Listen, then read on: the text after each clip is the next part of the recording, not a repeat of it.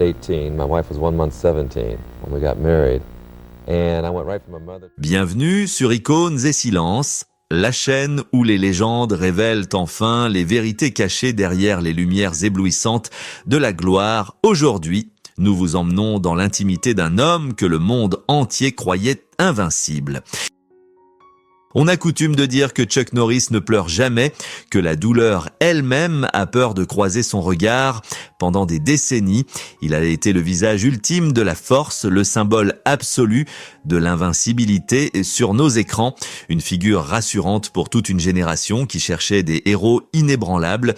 Sous les projecteurs éclatants, Chuck Norris était le justicier invincible de la télévision, une icône incontestée qui semblait intouchable, mais en coulisses, loin des caméras, se cachait une blessure profonde, un combat d'une toute autre nature.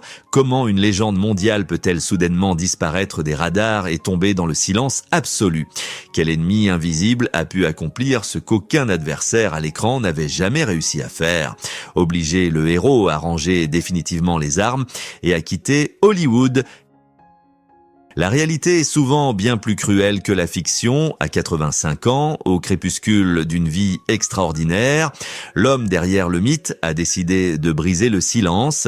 Il n'a pas pris la parole pour se vanter de ses triomphes passés, ni pour réclamer une gloire oubliée, mais pour dénoncer publiquement un système froid et impitoyable qu'il n'a jamais pu pardonner.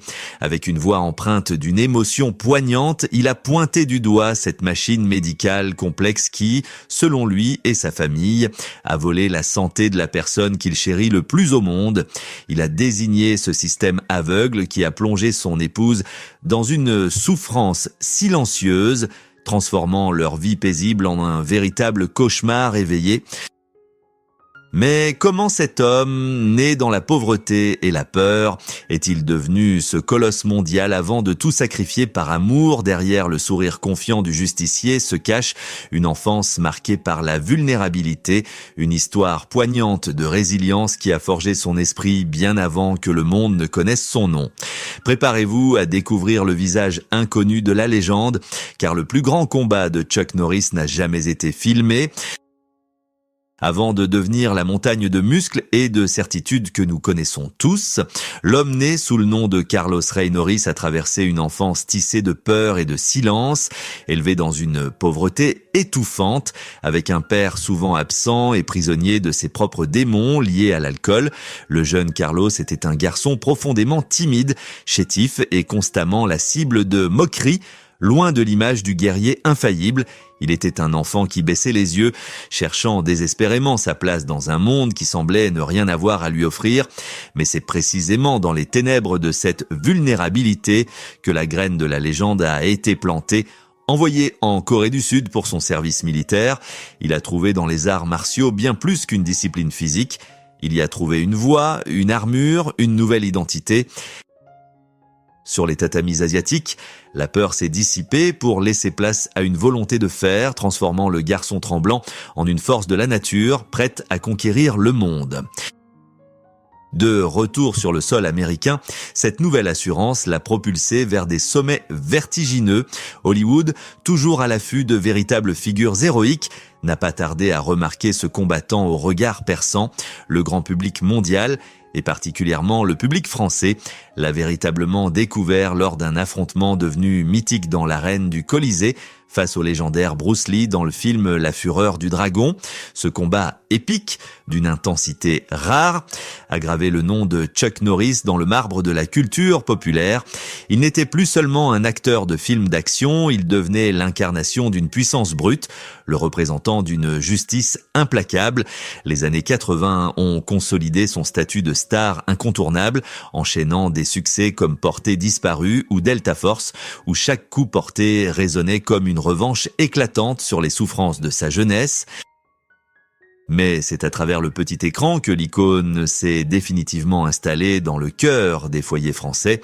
Pendant des années, les dimanches après-midi, sur la chaîne TF, un été rythmé par le générique inoubliable de la série Walker, Texas Ranger, dans le rôle de Cordell Walker. Il n'était plus seulement un acteur, et il était devenu un membre de la famille, le grand frère protecteur, l'oncle invincible qui veillait sur la sécurité d'une Amérique idéalisée. Il représentait des valeurs de droiture, de loyauté et de courage indéfectible, offrant un sentiment de sécurité réconfortant à des millions de téléspectateurs. La culture Internet s'est même emparée de son image pour créer un phénomène mondial de plaisanterie, l'élevant au rang de divinité intouchable capable de vaincre toutes les lois de la physique. À cet instant précis, Chuck Norris touchait le sommet de la gloire humaine, savourant la richesse, le respect et l'amour d'un public dévoué. Il possédait tout ce qu'un homme pouvait désirer, entouré d'une aura d'invincibilité que rien ne semblait pouvoir percer. Pourtant, le destin possède une manière particulièrement cruelle de nous rappeler que la célébrité n'est pas un bouclier contre les tragédies de l'existence, alors qu'il trônait sur l'Olympe d'Hollywood, pensant avoir remporté tous les combats de sa vie, une ombre invisible s'apprêtait à franchir le seuil de sa maison. L'ennemi qui l'attendait n'avait pas de visage, ne portait pas d'armes visibles et ne pouvait être terrassé par aucun art martial. Une simple série d'examens médicaux, de routine pour son épouse bien-aimée, allait déclencher un cataclysme d'une violence inouïe. Le héros allait devoir faire face à une épreuve terrifiante, découvrant avec effroi que la force de ses poings ne lui serait d'aucune utilité pour sauver la vie de la femme qu'il aimait plus que tout au monde. Nous sommes en 2012, une année qui semblait n'être qu'une page de plus dans le grand livre de la réussite éclatante de la famille Norris. Loin des plateaux de tournage et des flashs aveuglants d'Hollywood, Chuck et sa femme Jenna coulaient des jours paisibles. Profitant d'une carrière exceptionnelle, Jenna était son rock inébranlable, la femme qui partageait ses triomphes comme ses doutes les plus intimes pour une simple évaluation de routine liée à une polyarthrite rhumatoïde. Elle devait passer une imagerie par résonance magnétique, une procédure courante et rassurante qui ne suscitait aucune inquiétude, mais c'est précisément dans cette banalité terrifiante que le piège redoutable s'est refermé sur eux. En l'espace de 8 jours seulement, on lui a administré à 3 reprises un produit de contraste contenant du gadolinium, un métal lourd censé améliorer la clarté des images médicales. Ce qui devait être un simple outil de diagnostic s'est transformé en une menace invisible, s'infiltrant insidieusement dans chaque fibre de son être fragile. Très vite, la santé de Jenna s'est détériorée d'une manière foudroyante, plongeant le couple dans la terreur absolue. Les symptômes sont apparus avec une violence inouïe. Elle a commencé à ressentir des douleurs insoutenables, décrivant une sensation atroce de brûlure interne, comme si un acide puissant rongeait lentement ses nerfs, ou qu'une tige d'acier incandescente traversait violemment sa colonne vertébrale. Son corps s'est mis à trembler de manière incontrôlable, accompagné de difficultés respiratoires alarmantes, de lésions rénales et d'une confusion mentale terrifiante. C'est à cet instant précis que le grand public a perdu Chuck Norris. L'acteur au sommet de sa gloire, face aux hurlements de douleur déchirants de la femme qu'il aimait, le héros invincible s'est retrouvé d'une impuissance totale. Les poings robustes qui avaient terrassé tant d'adversaires à l'écran étaient cruellement incapables de frapper ce mal dévastateur. Il a regardé la femme de sa vie se consumer lentement, terrassé par l'incapacité de soulager son agonie quotidienne. L'homme qui incarnait la force suprême découvrait avec effroi que ses muscles et son endurance ne lui servaient à rien dans cette chambre d'hôpital. La douleur physique intense de son épouse est devenue sa propre torture psychologique, brisant l'illusion de sécurité que la célébrité et l'argent lui avaient offerte. Ce fut le début de la véritable tragédie, le basculement d'une urgence médicale vers un sentiment de profonde trahison. Ce désespoir ne venait pas seulement de la maladie foudroyante, mais surtout du silence glacial et de l'indifférence cruelle du monde médical. Face à l'effondrement tragique de Jenna, ils se sont tournés vers les institutions de santé, vers ceux qui avaient prêté serment de soigner, Mais au lieu de trouver du réconfort et des réponses claires, ils se sont heurtés à un mur de scepticisme effrayant et de déni catégorique. Selon les témoignages bouleversants de la famille, de nombreux médecins refusaient obstinément de faire le moindre lien entre les injections répétées de produits de contraste et l'état catastrophique de la patiente. Le système sanitaire, censé être un refuge sûr, les abandonnait à leur propre sort. Leurs inquiétudes étaient balayées avec condescendance, réduisant les souffrances insoutenables de Jenna à de simples anomalies inexpliquées. La colère de Chuck Norris a commencé à gronder, non pas une colère de cinéma, mais la fureur froide et dévastatrice d'un mari blessé qui voit un système clinique détourner lâchement le regard.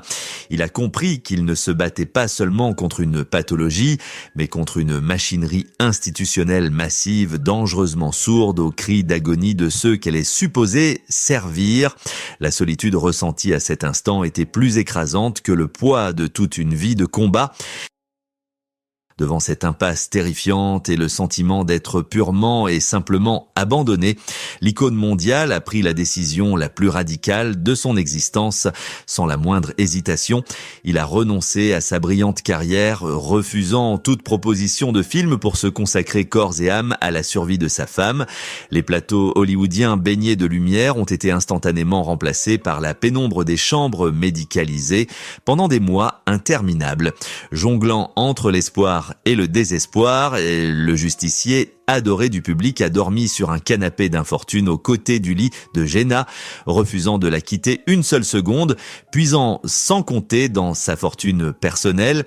Il a dépensé près de 2 millions de dollars, transformant sa propre résidence en une clinique privée de haute technologie. Il est allé jusqu'à installer une chambre hyperbare professionnelle dans son salon pour tenter de réparer les cellules lourdement endommagées de son épouse. Refusant de s'avouer vaincu, il a parcouru le monde, traversant les océans jusqu'en Chine pour chercher des traitements alternatifs novateurs. Cherchant un miracle que son propre pays lui refusait, Hollywood et ses fastes illusoires appartenaient désormais à une vie lointaine balayée par l'urgence absolue de sauver un amour inconditionnel. La gloire n'avait plus aucune importance, seule comptait la respiration fragile de la femme allongée devant lui. Pendant de longues années, le monde entier a cru que Chuck Norris avait simplement pris une retraite paisible et méritée. Le grand public ignorait absolument tout de cette vertigineuse descente aux enfers, de ces nuits blanches angoissantes passées à écouter le souffle saccadé de sa femme, de cette lutte titanesque menée dans le silence absolu de leur domaine. Étonnamment, le colosse n'a pas sombré dans la résignation ni dans l'apitoiement. La période de la douleur intime allait bientôt laisser place au besoin irrépressible de faire éclater la vérité, non pas pour obtenir pitié, mais pour exiger des comptes. Comment cet homme légendaire, fatigué par les épreuves, mais animé d'une volonté inébranlable, allait-il finalement sortir de l'ombre pour défier publiquement cette industrie gigantesque et intouchable? À 85 ans, l'heure n'était plus aux larmes cachées dans l'obscurité, mais à la révélation implacable d'un secret trop lourd à porter. Pendant des années, le monde a cru que le silence de Chuck Norris n'était que le repos mérité d'un guerrier fatigué, mais sous cette tranquillité apparente bouillonnait un désir ardent de justice. Ce n'est qu'au crépuscule de sa vie, approchant de ses 85 ans, que l'icône a décidé de sortir de l'ombre de manière spectaculaire. Il n'est pas revenu sous le feu des projecteurs pour annoncer un nouveau film d'action triomphant ou pour recevoir une médaille honorifique. Il a choisi de prendre la parole, la voix empreinte d'une gravité absolue, pour affronter publiquement un ennemi bien réel et terrifiant. Ce moment de rupture n'a pas eu lieu sur un plateau de tournage, mais dans l'arène de la vie réelle, où les blessures ne guérissent pas au son du mot « coupé ». Avec un courage qui a forcé l'admiration de tous, il a publiquement désigné les responsables de leur descente aux enfers, pointant du doigt les géants de l'industrie pharmaceutique et les fabricants de produits de contraste médicaux. Il a prononcé les mots que tant de patients anonymes murmuraient dans la douleur et l'indifférence. Devant les caméras du monde entier, il a dénoncé l'utilisation du gadolinium, cette substance chimique qui, selon les convictions profondes de sa famille, a empoisonné le corps de son épouse bien-aimée. En 2017, il a officiellement lancé une offensive judiciaire majeure contre plusieurs entreprises médicales, réclamant 10 millions de dollars de dommages et intérêts. Mais cet acte retentissant n'a jamais été motivé par l'appât du gain, car l'argent ne pouvait en aucun cas effacer les nuits de cauchemar et les années de souffrance. Il s'agissait d'un cri d'alarme déchirant, d'une volonté farouche de forcer un système opaque à regarder ses victimes dans les yeux. Chuck Norris a dénoncé avec force cette industrie clinique qui, selon lui, omettait de prévenir les patients des risques graves liés à ces injections de routine, privilégiant le silence institutionnel au détriment de la santé humaine. La réaction du public et des médias a été une véritable onde de choc. Les fans, habitués à voir le justicier résoudre les problèmes à coups de poing, ont soudainement découvert la vulnérabilité poignante d'un mari dévasté. L'incrédulité initiale face à l'effondrement de ce mythe viril a très vite laissé place à une immense vague d'empathie et de respect. Les gens ont compris que le vrai courage ne résidait pas dans les cascades hollywoodiennes, mais dans cette capacité à se tenir droit, main dans la main avec sa femme malade, face à un mastodonte financier intouchable, bien que la famille a finalement choisi d'abandonner les poursuites judiciaires quelques années plus tard, sans exiger de compensation financière. Leur victoire était ailleurs. Ils avaient réussi à briser l'omerta, à éclairer les zones d'ombre d'une pratique médicale silencieuse, devenant ainsi le porte-voix inespéré de milliers de personnes qui souffraient dans l'anonymat le plus total. Le héros avait enfin repris le contrôle de sa propre histoire. Mais au-delà de ce combat personnel bouleversant que nous enseigne réellement la tragédie de Chuck et Jenna Norris, comment cette épreuve intime résonne-t-elle avec nos propres vies et nos propres vulnérabilités face au grand système de ce monde ? L'histoire bouleversante de Chuck Norris et de son épouse Jenna dépasse de très loin le cadre intime d'une simple tragédie hollywoodienne. Elle se dresse aujourd'hui comme un miroir troublant tendu face à notre propre fragilité et aux dérives des immenses systèmes qui régissent nos vies modernes. L'image du héros invincible, terrassé non pas par un adversaire de chair et de sang, mais par la froideur d'une industrie colossale, nous pousse à une introspection profonde. Que se passerait-il si ces puissantes institutions médicales commençaient enfin à traiter les patients comme des êtres humains à part entière, avec leurs peurs et leurs douleurs, et non plus comme de simples statistiques ou des produits de rentabilité? Sommes-nous vraiment prêts à écouter ces voix brisées par la souffrance avant que les lumières ne s'éteignent définitivement sur leur existence? Ce combat titanesque mené par l'acteur de 85 ans n'est pas seulement le sien, il résonne comme le cri de ralliement de milliers d'hommes et de femmes anonymes qui, chaque jour, se heurtent au même mur de silence et d'incompréhension. Si un homme possédant une telle richesse, une telle célébrité mondiale et une telle influence a dû sacrifier sa carrière entière pour obtenir ne serait-ce qu'un regard de la part du système, quel espoir reste-t-il pour le citoyen ordinaire totalement dépourvu de ses armes?